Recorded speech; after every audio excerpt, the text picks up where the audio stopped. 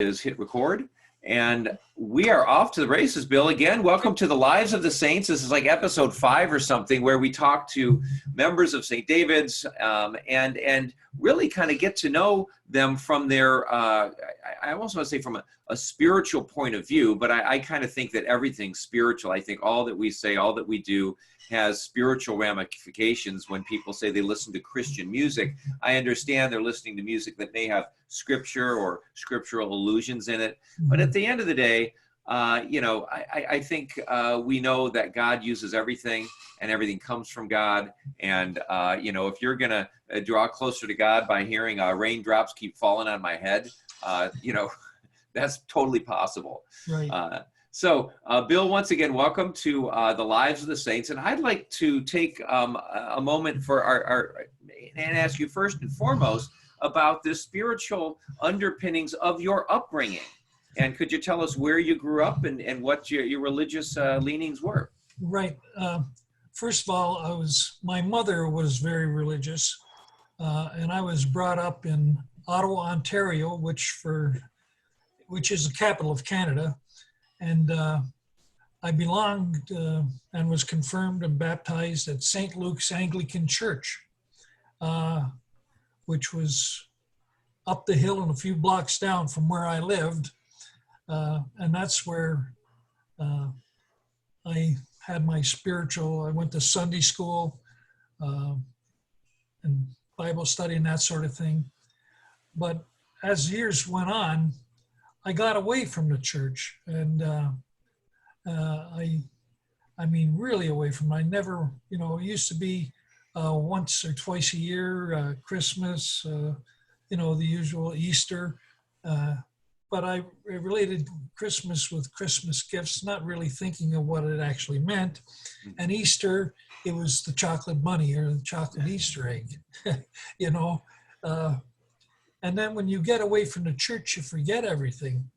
And the person that got me back into it was firstly Carol, because she was going to make my life miserable if I didn't go. That's your wife, yeah.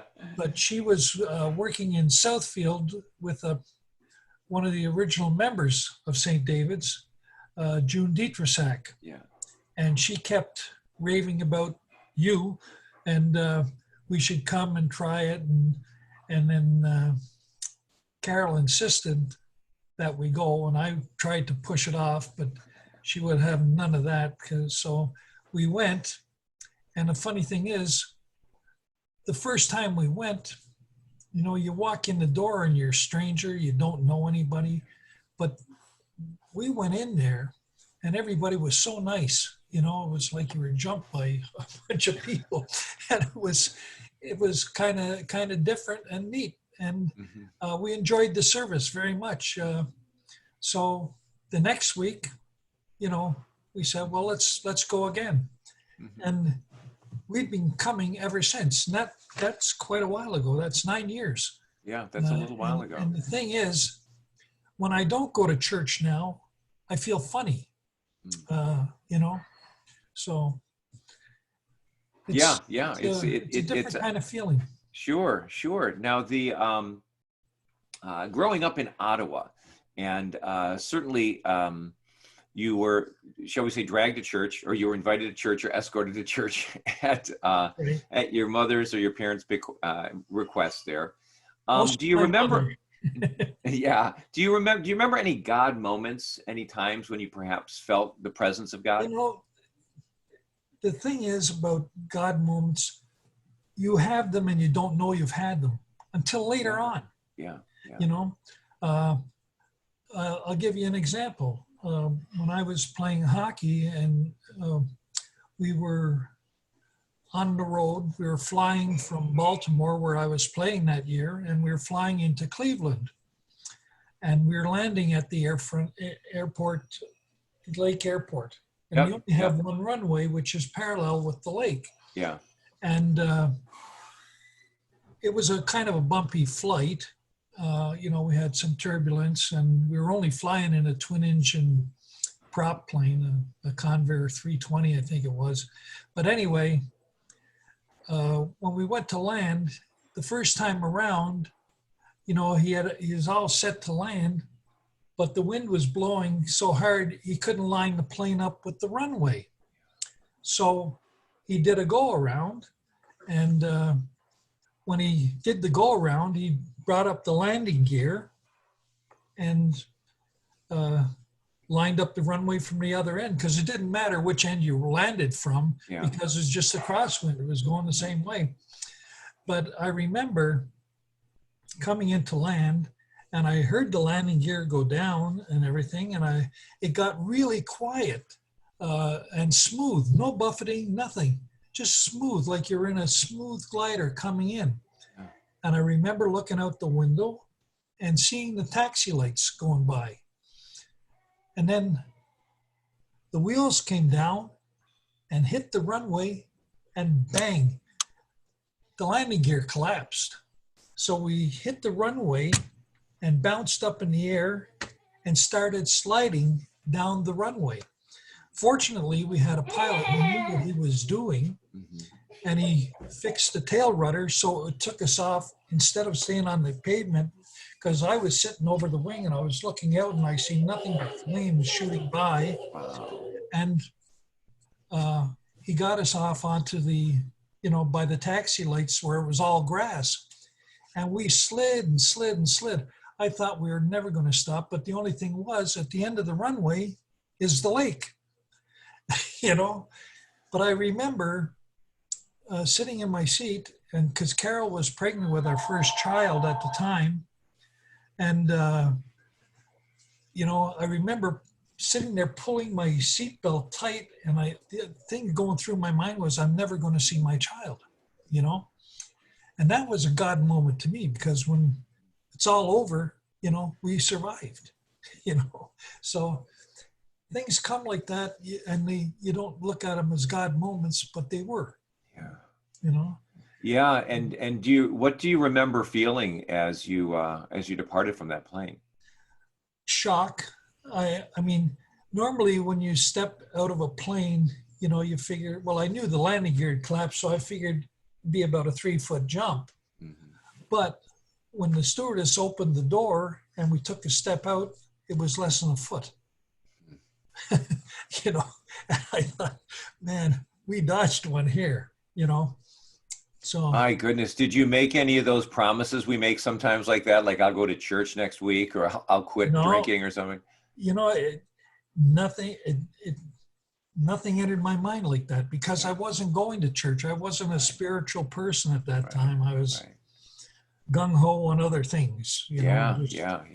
No, I get that. I get that. The kind of the brushes with that Burke Lakefront Airport, I think it is, here in Cleveland. And so, and so, did that wake you up in any way? Did you hug your wife a little bit more that day? Well, we were on the road, so I couldn't hug her right away. But I called her and let her know that we were okay, because a plane crash is going to hit the news, and I didn't want her worrying. Fortunately, there were absolutely no injuries. We walked away from it, but I think the plane was actually a write-off, or couldn't fly for quite a while because he had some work to do on the undercarriage, I guess. Yeah. Well, Bill, you keep mentioning your career. Your career as a hockey player, and I would just want to kind of go over some of the stats here. Bill, you started in 1960 with the Toronto Marlboros. Correct. OHA Junior League, you played with the Whitby Mohawks, the Whitby Dunlops, the Sudbury Wolves, the Denver Invaders. Right. And then in 63-64, the Baltimore Clippers. And that was part of the AHL. Right. And a couple seasons there. Then the St. Paul Rangers with the CPHL, Minnesota Rangers. They were still part of the CPHL at that point in the in 65, 66. Back with the Baltimore Clippers, and then with first time the NHL with the Minnesota North Stars. And that was 67, 68. And then played with the North Stars for several years, then with the Canadiens in 1970. Then on to a great team, the Detroit Red Wings, for 70 through 74, and then the St. Louis Blues for 2 seasons, the New York Rangers for a season, the Philadelphia Flyers for a season, the Washington Capitals then for 2 seasons, ending up a career that started in 1960 and ended in 1978. Right. Do you take any pain pills? No, I don't. I've been blessed, really. Uh, and maybe this should be a God moment because I never lost a tooth Whoa. uh, in all those years, uh, which was very, very fortunate Hmm. because I didn't play the game with eggs in my pants, so to speak. I like to, hit and get hit. Hmm. Um, so, but it was a long career. I Hmm. when I retired, it was I didn't really have to retire, uh, Hmm. but I got tired of moving my family around.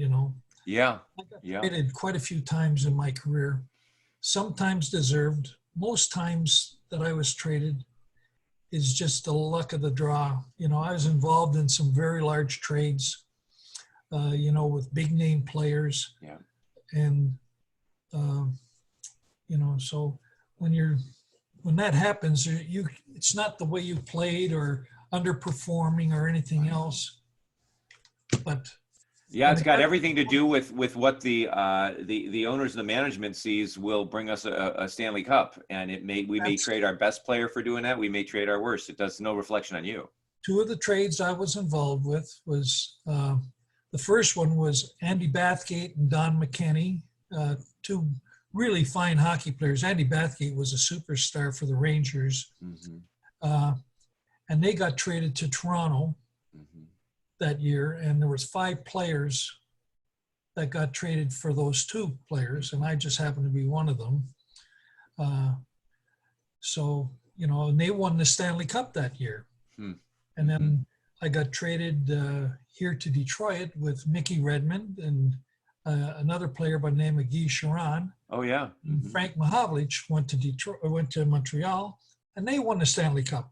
Mm. So, you know, it was sort of, I never won the Stanley Cup, but it's just the way it It's just the way it goes. Yeah. But you played with some fantastic players. Goals scored 157 through your career, and you played center most of the time. I played center on occasion, Hmm. mostly in a penalty killing situation. I'd take draws because I was fairly good on the draw. Hmm. Uh, but I'd play right wing and center. Uh, Hmm. uh, but that was, you got pigeonholed back then. I've always felt that I could have scored more goals if I had been used differently. Hmm. Instead of killing penalties, if I'd been put on the power play, I could have scored goals. Yeah, You know, sure. um, but when I was going back to my junior days in Toronto, I used to work in Maple Leaf Gardens, uh, and I used to watch the Toronto Maple Leafs play all the time. I used to get free tickets. Hmm. Punch Imlach used to give me tickets where I'd sit right up in the box where they televised the game from. I'd sit right in the TV was Hmm. right in front of me.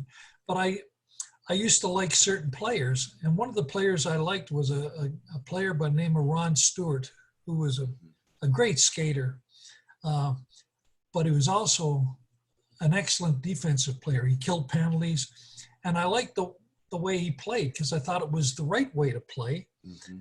And so I styled myself after him. I try Okay. to emulate him and play my game accordingly. And I succeeded fairly well because uh, I ended up being pigeonholed in the exact job that he was doing, which Hmm. was killing penalties and checking. Every team I played for would use me to check the other team's top player. I Okay. used to have to check Frank Mahavlich. I used to have to check Gordie Howe. I used to have to check Phil Esposito's line, all the top players at the time, Hmm. uh, you know, because I was a good checker. Right, right. Yeah. And how do you learn to do that? I mean, that just came natural to you? Did you enjoy it?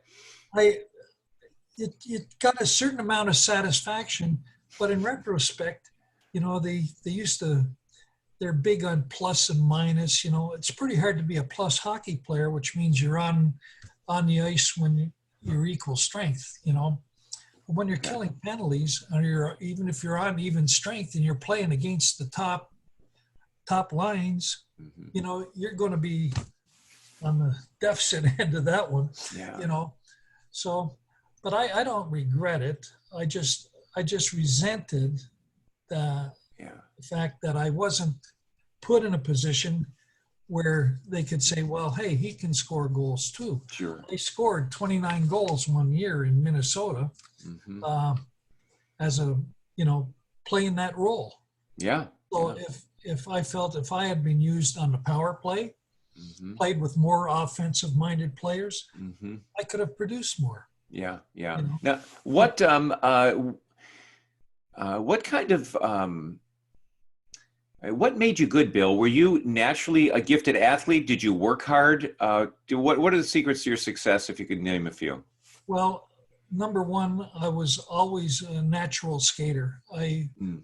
I the first time, my first pair of skates I got when I was a kid, Mm-hmm. and at the end of How every, old were you? I was probably 8 or 9. That's when I got my first pair of skates from my parents. And at the end of our street was a school, Wellington Street schoolyard. And each schoolyard had a rink Mm-hmm.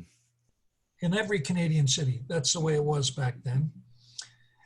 And I remember going there and my dad putting me on, you know, at the end of one, and I skated the entire length of the ice without falling, which was monumental, you know. Yeah. First But time to put skates on. Yeah. yeah, I seem to have taken to that rather naturally. So I was always an exceptional skater, and I was fast. I was gifted in that respect. And so we tend to practice more the things that we're good at, so that we get better and better. What did your regimen look like? Were you skating once a week? Were you skating once a day? How long were you skating, etc.? Well, I skated as much and as often as I could. Mm-hmm. When I was, I'd say, 13 years old, I was playing on 5 different teams, you know, Mm-hmm. on all different age groups, I might add. Was your dad a hockey player? No, my dad was a master mechanic, and you know, he worked hard all his life. Mm-hmm. But he certainly allowed you to play on 5 leagues, because that comes with certain parental responsibilities as well. Somebody's got to drive you, or at least see that you're signed up. Well, back then we had, the rinks were all around us. We didn't have to go long distances or anything like that. I'd walk down the end of the street and I had a rink there. Mm-hmm. And depending on the time, there was nobody there. I remember when I was in early high school, I used to pretend I was sick on Friday mornings, because at the end of our street where I was living was a beautiful rink, and it was watered every night. They used to have people working there. We used to call them commissionaires, but what they were veterans who were given the job of taking care of the rink. Mm-hmm. And so every night we'd clean the rink off and they'd water it. So in the morning, it was like glass. It was beautiful. Nobody skated on it or anything else. And on Fridays, I used to pretend I was sick until 9:30 in the morning. And then I'd put on my skates and stick and go down to the end of the street and skate from literally morning till night. Wow. And I remember that because the kids used to come home and think they were going to get good ice. Yeah. But by the time I got home, it was used up pretty good because I skated all day on it. Now, would you skate alone with a stick and a puck, or would somebody else play hooky with you? Myself and a puck, or multiple pucks actually. Yeah. And just keep skating. That was it. My goodness. So really quite a drive. But did you think you'd make hockey your career, or were you just doing it for fun? Well, I was doing it for fun, but it was always a goal of mine, you know. And back then there were only 6 teams in the NHL at the time, and we didn't have a TV. And my father used to take me out for walks on a Saturday night, and we'd go to this TV store and they'd have a TV in the window, and Foster Hewitt and the Toronto Maple Leafs were on, and we'd stand outside and watch the game, you know. Wow. Hockey night in Canada. Hockey night in Canada. Yeah. And I remember telling my dad, you know, I said, Dad, someday I'm going to play there. You know, yeah, sure. You know, yeah, sure. You know. So, but as it turned out, when I was playing junior hockey, I got spotted by the Toronto Maple Leaf organization, and that's how I ended up with the Marlies. They sent me to, they'd have a camp in August before hockey really started, and it was like tryouts, and you'd go to these camps and there'd be 60, 70 players, you know, and so it was pretty tough to do. But the first year I didn't get there. I went to the tryout, but I didn't make it. But they said, we're going to put you on this team. They sponsored a team to keep my rights in Ottawa. And the next year, when I went to Toronto, I made it, you know. So you're 17 years old with the Toronto farm team, the Marlboroughs, the Marlies, in 1960. Right. So, and that was the first time I'd ever been away from home. I never, you know, going away from my family during the summer. I never went to summer camps. I never did anything like that. I was kind of an oddball.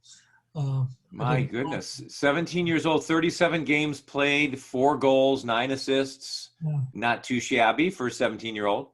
Well, thing is, you're playing, you got different age groups there, 17 to 18 to 19, 20, you know? So, and the way they use you, you know, they put certain people, it was crazy, you know? It just. Did you, I'm guessing that from what you've said, as somebody who skips school and plays plays hockey by themselves for the day, that you really at one point in your life got a great deal of enjoyment out of actually playing. Did you have a season or two in there where you really just enjoyed playing? I enjoyed playing all the time, and growing up, at the top of there was a big hill at the top of the end of our street. And on top of that hill was a convent and St. John Baptist, which is a Catholic church. And that was on the way to St. Luke's. But all my friends that I grew up with were French Canadian. I lived in a French area, the Chaudière district of Ottawa at the time. All my best friends were French. And we used to play the brothers, you know, the priests.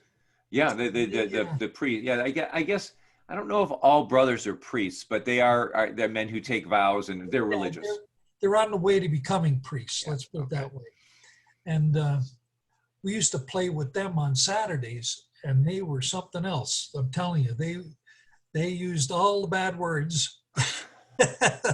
I told them, you have to go to confession after this is over, you know. But it was just part of growing up. But all my friends were French Canadian, you know. And of course, like any language, when you're learning it, the worst words as possible are the ones you learn first. Right. Yeah. You know? So, but the brothers had a lot to do with that. Yeah. So, but it was fun. Yeah. No, you've got a good memory, Bill. And so how did you meet your wife, Carol? You've been married how long, and how did you meet? We met in high school. I was in grade 11, I believe. And my home room was on the 3rd floor at the end of the hall. And Carol's locker was straight ahead down on the right. And every morning she used to have to walk down the hall to go to homeroom, because that's where you started off. Yeah. And every morning I used to see her, and that's where I sort of got attracted to her. And, you know, I told my buddy, I even remember my buddy's name. His name is Joe Romani. I told him, I said, I'm going to marry that girl. You know? What did Joe say? He said, yeah, sure, you're crazy. You know, and it probably was at the time, but that was it. So. And then, so you were what, freshman or sophomore or something? And then how old were you guys when you got married? I was 20. Carol was 19. Okay. It was after Okay. my first year pro. Yeah. Yeah. That would have been right. Yeah. Your first year. And would that have been with the, what, Denver Invaders? Yeah, I came home from the Denver Invaders. Well, actually Baltimore at the time. Yeah. The Clippers. Okay. I got Okay. Yeah. traded Got it. Yeah. You back trade. to Yeah. In the Denver. AHL. Yeah. Um, and then do you remember how you proposed? Do you remember how that went? Actually, Carol proposed, Oh, and I was accepted. I was glad. what did she say, Bill? Time to paint or get off the ladder? No, it wasn't anything like that. But I'll tell you a funny story, and she'll probably not like it. But my last year before I turned professional, I ended up getting a broken leg. Mm, And I was petrified because I figured I'd be damaged goods. They wouldn't want me, right. you know. Yeah. But when I had the broken leg, I couldn't play for a number of weeks. So I went home to Ottawa to see Carol, and we got talking, and she said, "Oh, I think we should get engaged." So we ended up, I had a cast on, and we walked 5 blocks to the jewelry store in the rain. She made me do that. Did you have crutches? I think I did have crutches. I don't remember. But I do remember I had the broken leg, and I thought, well, but that was it. Best move I ever made. So. And then, do you remember, were you married in a church? Do you remember the wedding? I remember the wedding. We got married in Carol's church, which was St. Matthew's. Okay. Beautiful big church. Stained glass and all that. It was very nice. And so there you are, a wonderful young couple, my goodness, 19 and 2021, and you're embarking on this career playing hockey. And were you able to take your wife with you much on the road, or was that not usually the case? No, the wife, they never go on the road with you. You're on the road, and most of the time you're on a bus. Okay. You know, if you're lucky, you play in a league like my first year professional. I had the option of going to the American Hockey League, or going out west to the Western Hockey League, and I chose the Western Hockey League. Okay.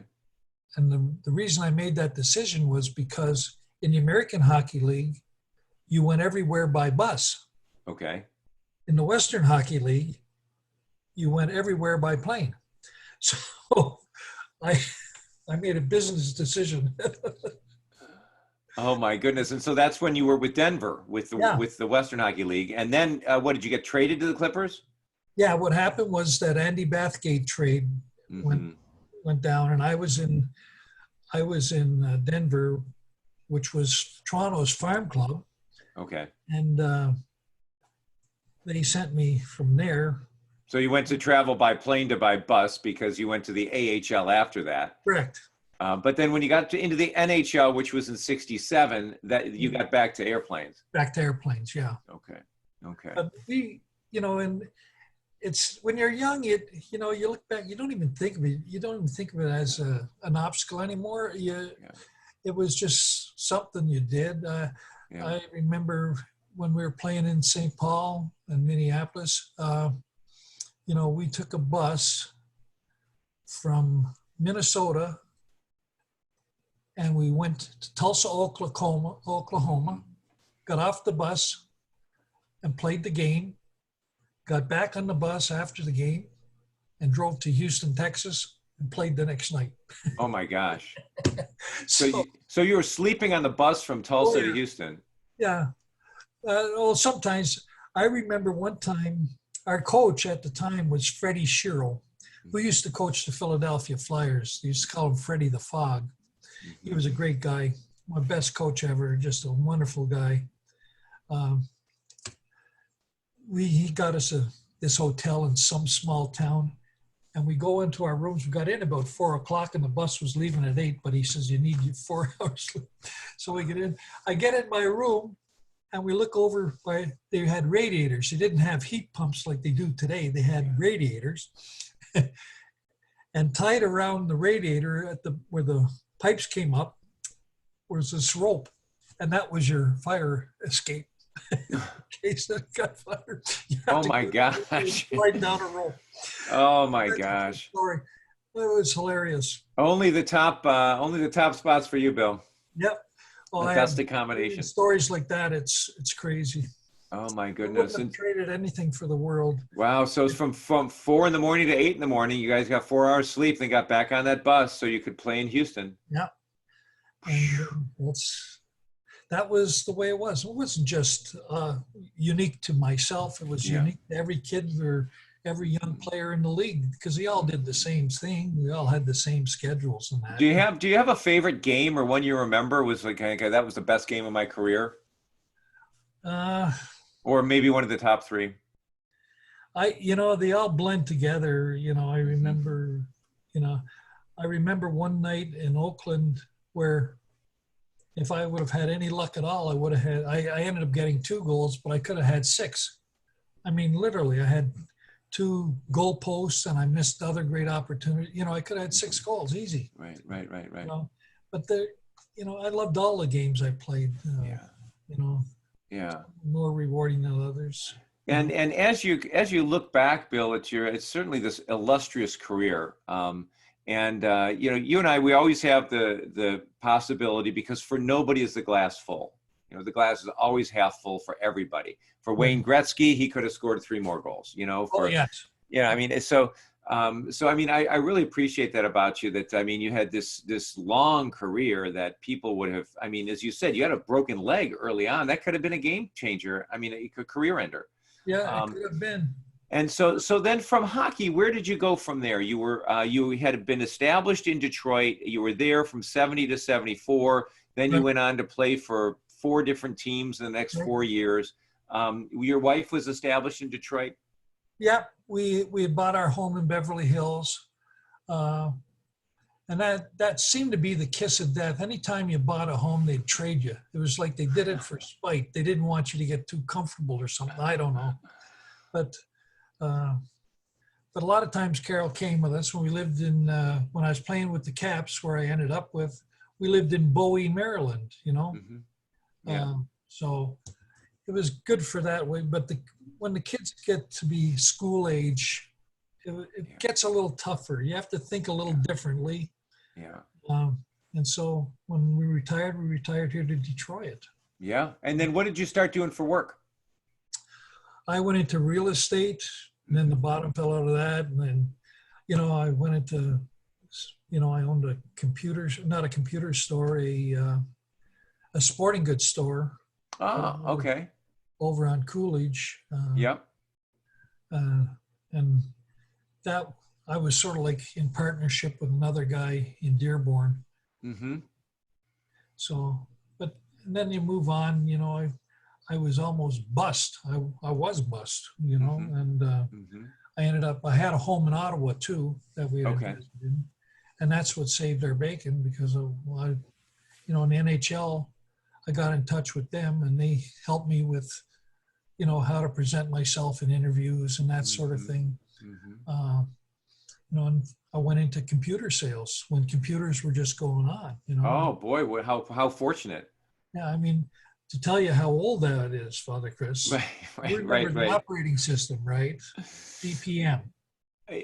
Well, that's before I was conscious of computers. Okay. I'm sure they were around when I was, because I'm not that young. They were the ones with the big discs. Yes, the floppy disks, maybe ones with punch cards or something, or. Well, no punch cards, just a floppy disk. Yeah, my dad had one of those. K-Pro was a big deal because it had a floppy drive and it had a 10 megabyte drive. Okay. Hard drive. And those things, and it was like carrying a toolkit, literally. And 10 megabytes, I mean, your email can email 20 megabytes. I mean. 34 pounds that computer weighed. My gosh. It was industrial strength. Right. That's when I started selling computers. And what kind of life lessons have you gotten from hockey and from your more I guess I don't want to say secular employment, but your non-hockey employment? What are some of the life lessons that you that you pass on to your kids and that you try to live by? Just work hard, and don't give up. I always tell people, they get down on themselves, and I tell them, don't downgrade yourself. There's plenty of other people who will do that for you. You gotta stand up and fight for yourself. If you don't, no one else will. Yeah. So you gotta. That's the key lesson. Right. I think. Just you also are quite a generous guy. I mean, generous with your time, generous with other people. How does your generosity tie in with your spiritual beliefs? well, I never really thought about it until we became members of St. David's, and you had all these things going on. All these outreach. I mean, I assume we gave to the Salvation Army, did different things like that, but not to the extent that we do now because of the programs that run through the church, like SOS, and helping out with food for people and that sort of thing. That's right. Right. Now that you've in the last decade or so, as you've been, I don't want to say, I mean, I like to think, Bill, that at our baptisms and really at our births, God is with us. And we go through cycles of really awareness of God's presence. It's not that God left you on that airplane or left you to play hockey. God was with you every moment, but Right. it's our awareness of God's presence. And as you look back, I'm sure that as you related that airplane story, Right. you kind of saw God's hand. I mean, do you have any moments now that you look back when you can say, oh, you know what, that was God kind of taking care of me? Yeah, especially that one, because if things had been different, we could have all drowned, Mm-hmm. it just, that's the one that stands out in my mind. But, I think, I call him the big man. He's with you all the time. And sometimes you don't even know, something happens, Yeah.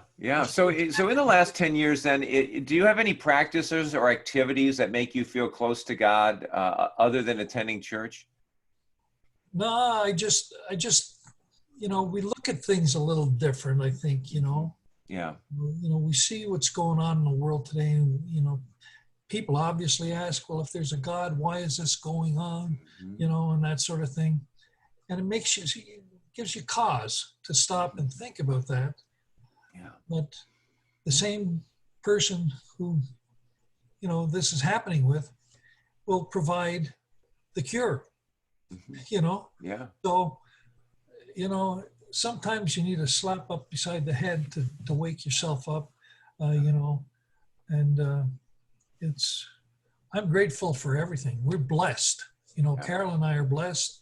There's a lot of people that are going to come out of this when it ends with a lot of problems, both financial, emotional, all kinds of things. Physical. I even think of people who, have mental illness that are unable to be Right. treated. I think of people who had operations and need rehab and can't Right. be around people. All kinds of people who are in need of basic. I mean, Absolutely. how many foster kids are on how many Yeah. kids up for adoption? Yeah. All these kinds of things. It really makes you think. Right. There's an author named Anne Lamott, and she says basically there are only three kinds of prayers. There's wow, there's thanks, and there's help. Which one of these prayers speaks to you? Which one describes the type of prayers you most often rely on? The thanks, Mm-hmm. because I have to give thanks for everything that I have. And fortunately right now, touch wood, my family is surviving everything okay, which is every parent's nightmare to have something not working out for their children. But so far, I've truly been blessed in that area. So, thanks is the main one for me. As you look back at your life, do you remember your parents or your dad ever giving you a bit of advice that stayed with you? Yes, I remember my dad, who I mentioned before was a master mechanic. Yeah. Now, I'm about as mechanical as a three-legged cat.